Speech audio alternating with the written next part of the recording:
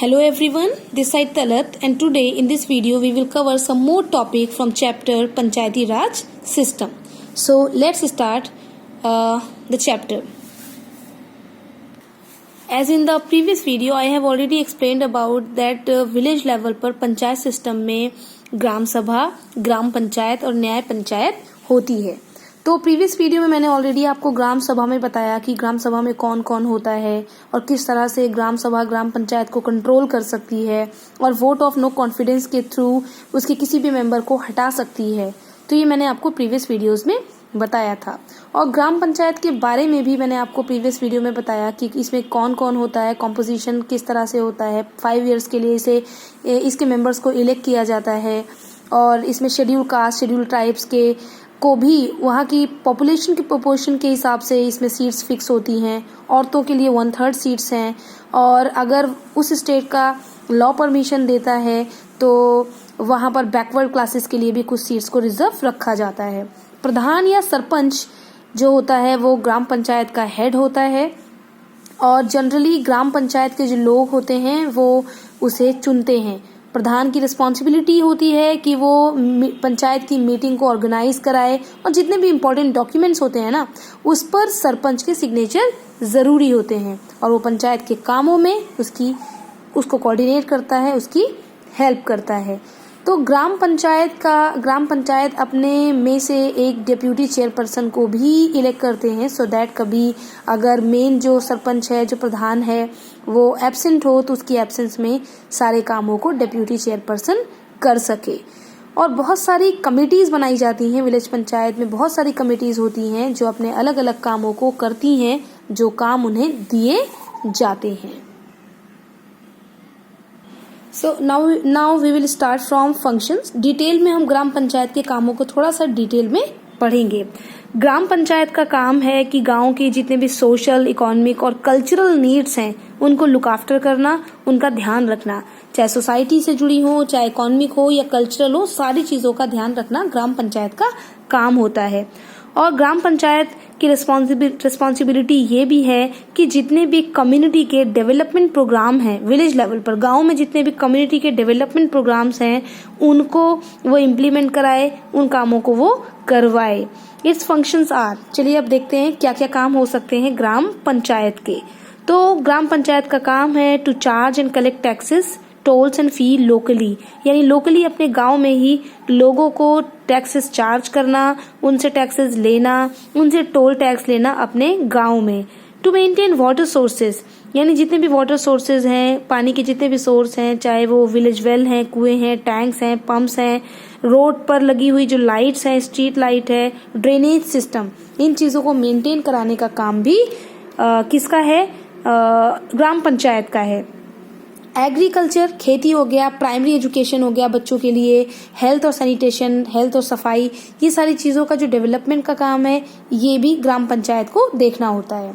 To ensure social justice को देखना, children यानी बच्चों का जो वेलफेयर, जो अच्छाई के, भलाई के, उनके जो काम है बेटरमेंट के, जितने भी झगड़े हैं अपने गांव के उनको सेटल डाउन करना, ख़त्म करना और गांव में लोगों के लिए एम्प्लॉयमेंट को जनरेट करना, ये सारे काम भी ग्राम पंचायत के हैं।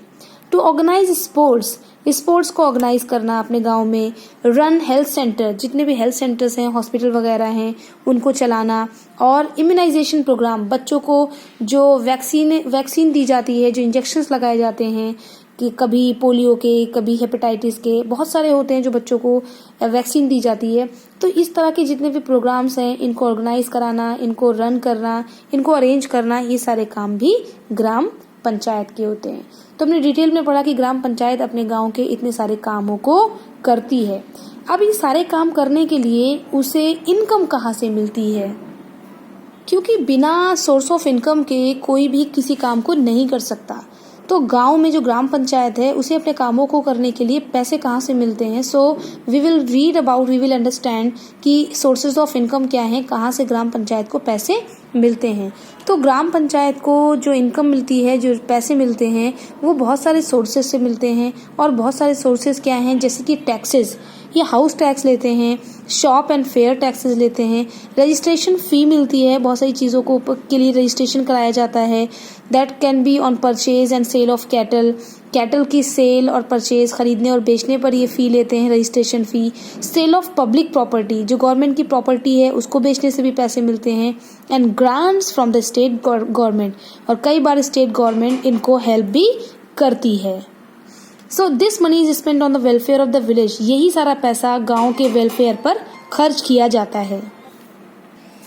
तो ये जितना भी पैसा मिलता है गांव में लोगों से टैक्सेस के थ्रू या फ़ी के थ्रू, रजिस्ट्रेशन फ़ी के थ्रू, इस सारे पैसे को गांव में भलाई के लिए, गांव में भलाई, अच्छाई, वेलफेयर, जितने भी काम हैं गाँव के, उस पर उसे खर्च किया जाता है। तो अभी हमें समझ में आया कि गांव में जो ग्राम सभा होती है, ग्राम पंचायत, उसके सोर्सेज ऑफ इनकम क्या होते हैं। Now our next topic is Nyaya Panchayat. तो न्याय पंचायत क्या है? तो विलेज लेवल पर पंचायत सिस्टम में 3 उसके पार्ट्स होते हैं, ग्राम सभा, ग्राम पंचायत और न्याय panchayat. So this is the last part, न्याय पंचायत भी एक उसका एक हिस्सा है। तो न्याय पंचायत एक लोकल कोर्ट की तरह काम करता है। लोकल कोर्ट मीन्स अपने एरिया के जितने भी डिस्प्यूट्स हैं, जितने भी प्रॉब्लम्स हैं, कॉन्फ्लिक्ट हैं, उनको रिजॉल्व करते हैं। तो ये पंचायत सिस्टम का एक बहुत इंपॉर्टेंट पार्ट है। Its purpose is to settle minor disputes and provide justice quickly. इसका पर्पज सिर्फ एक ही है कि ये छोटे मोटे झगड़ों को सेटल डाउन कर सकें, सुलझा सकें, और साथ के साथ अपने एरिया के लोगों को जल्दी से जल्दी जस्टिस दे सके। तो 4 to 5 विलेजेस को क्लब किया जाता है, 4 से 5 गांव को मिलाकर एक न्याय पंचायत बनाई जाती है। तो एक न्याय पंचायत 4 से 5 गांव के लिए काम करती है। न्याय पंचायत के जो मेंबर्स होते हैं वो ग्राम पंचायत के मेंबर्स उनको चुनते हैं। तो जो ग्राम पंचायत का मेंबर है वो न्याय पंचायत का भी मेंबर नहीं हो सकता। मीन्स एक पर्सन एक टाइम में या तो न्याय पंचायत या ग्राम पंचायत का मेंबर हो सकता है, एक साथ में दोनों का मेंबर वो नहीं हो सकता। तो न्याय पंचायत का काम है छोटे छोटे केसेस में, सिविल और क्रिमिनल केसेस में जजमेंट देना। ये जो मेंबर्स होते हैं that study both sides of the case and give a ruling, means दोनों साइड के केसेस को समझते हैं, पढ़ते हैं और उसके बाद अपना न्याय देते हैं।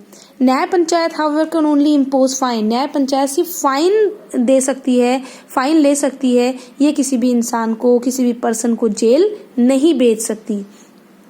तो इनके जो न्याय का जो प्रोसेस है दैट इज स्विफ्ट, बहुत जल्दी होता है, सिंपल भी है और इनएक्सपेंसिव है, यानी जल्दी न्याय हो जाता है, सिंपल भी है और पैसा भी कम खर्च होता है। जैसे आप जनरली देखेंगे कि इंडियन कोर्ट्स में क्या है, कई जनरेशन गुजर जाती हैं लेकिन किसी को जजमेंट नहीं मिलता और बहुत सारा पैसा भी खर्च होता है और बहुत मुश्किल भी है। If a person feels that he or she has not received justice in a न्याय panchayat, then an appeal can be made at a higher court of justice. Means अगर किसी भी पर्सन को, किसी भी इंसान को लग रहा है कि न्याय पंचायत ने उसके साथ न्याय नहीं किया, उसे गलत डिसीजन उसको दिया गया, तो वो हायर कोर्ट ऑफ जस्टिस यानी उससे न्याय पंचायत से ऊपर जो भी कोर्ट है उस कोर्ट में अपील कर सकता है, वहां वो जा सकता है। तो इस तरह से न्याय पंचायत का काम अपने गांव के लेवल पर ही होता है। So till now we were just reading about the gram panchayat, हम ग्राम पंचायत को पढ़ रहे थे। ग्राम पंचायत के बाद जो नेक्स्ट लेवल है दैट इज ब्लॉक लेवल। तो ब्लॉक लेवल के बाद आएगा जो हमारा अपेक्स पर है, सबसे ऊपर है, वो है जिला परिषद। तो अभी हम ब्लॉक लेवल को पढ़ेंगे। तो ब्लॉक समिति को अलग अलग स्टेट्स में अलग अलग नाम से जाना जाता है। For example this is called as Anchalik Parishad, waste Bengal में इसे आंचलिक परिषद कहा जाता है, उत्तर प्रदेश में इसे क्षेत्र समिति और कर्नाटका में इसे मंडल पंचायत के नाम से जाना जाता है। लेकिन इसके जो फंक्शंस हैं वो सारे स्टेट्स में ज्यादातर एक दूसरे से मिलते जुलते हैं, सेम है, नाम अलग अलग हैं पर ज्यादातर सारे काम एक जैसे ही लोग करते हैं। ब्लॉक समिति किसी भी स्टेट में ग्राम पंचायत और जिला परिषद के बीच में एक इम्पॉर्टेंट लिंक की तरह काम करते हैं, क्योंकि जिला परिषद सबसे ऊपर है और ग्राम पंचायत सबसे नीचे है, तो बीच में जो पार्ट है दैट इज ब्लॉक समिति, ब्लॉक लेवल है, तो ये दोनों के बीच में एक चेन का काम करते हैं। नाउ नेक्स्ट इज कि ब्लॉक समिति में कौन कौन होता है।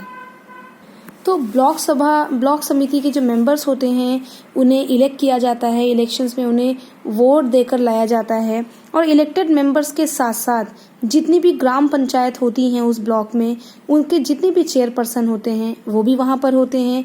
स्टेट लेजिस्लेचर्स यानी विधानसभा, विधान परिषद के मेंबर्स भी होते हैं।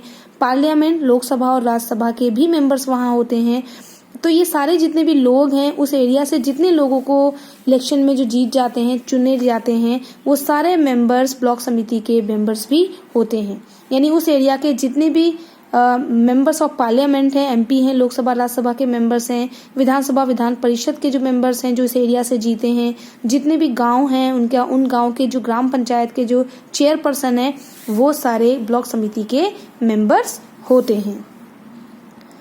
तो इस तरह से प्रॉपर रिप्रेजेंटेशन हो सके, प्रॉपर रिप्रेजेंटेशन को एंश्योर करने के लिए ब्लॉक समिति के सारे सेक्शंस में शेड्यूल कास्ट, शेड्यूल ट्राइब की सीट्स को रिजर्व रखा गया है। और यहाँ पर भी अगेन औरतों के लिए 1/3 सीट्स को रिजर्व रखा गया है। जितने भी ब्लॉक समिति के जो भी मेंबर्स होते हैं वो अपने में से एक चेयरपर्सन और एक वाइस चेयरपर्सन को इलेक्ट करते हैं। तो जो चेयरपर्सन होता है उसे ब्लॉक प्रमुख के नाम से भी जाना जाता है और वो ब्लॉक समिति की हर दिन के कामों की रिस्पॉन्सिबिलिटी ब्लॉक प्रमुख की होती है। और जो वाइस चेयरपर्सन है वो उसकी एब्सेंस में काम करता है।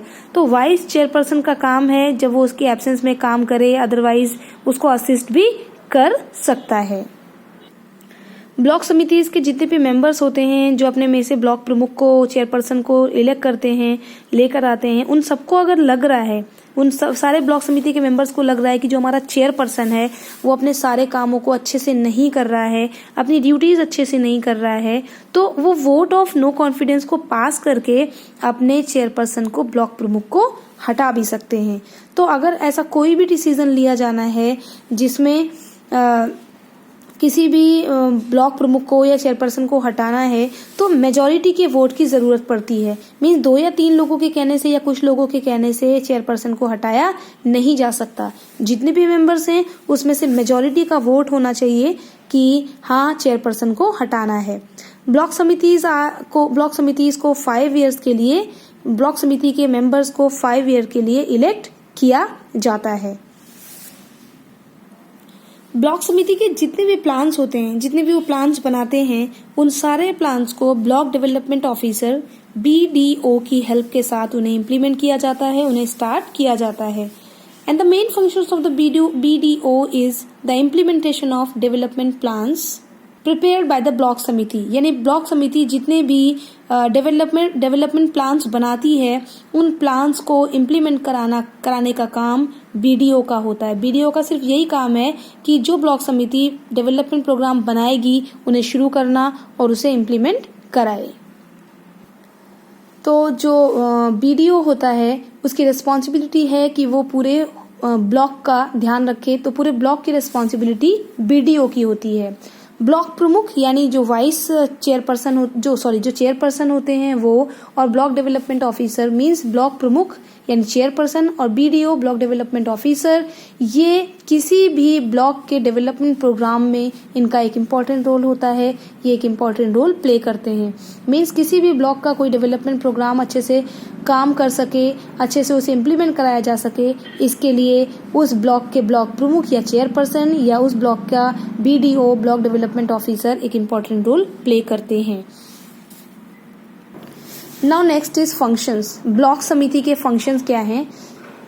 So we will start this topic, we will cover this topic and other topics in next video. Till then take care, bye bye. Do keep watching my videos. Thank you.